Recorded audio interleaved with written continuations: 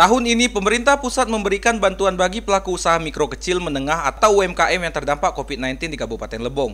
Bantuan yang diberikan sebesar 2,4 juta rupiah.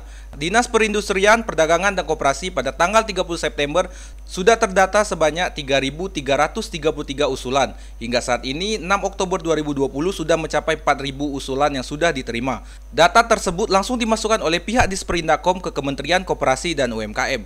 Sebelumnya, pemerintah Kabupaten Lebong mengusulkan sebanyak 1.300 UMKM.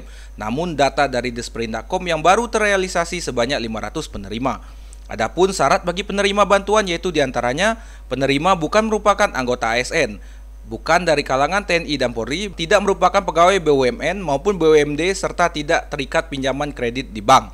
Sampai saat ini kami belum mendapatkan surat resmi dari kementerian bahwa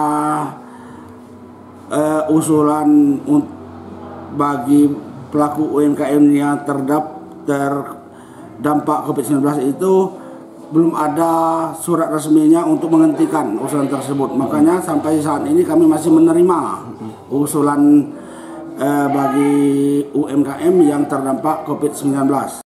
Bantuan ini nantinya akan diberikan melalui PT Bank Rakyat Indonesia atau BRI Cabang Lebong. Nantinya akan langsung dikirim ke rekening penerima UMKM tersebut. Dari Tubei, Dimas Kintan, Lebong TV melaporkan.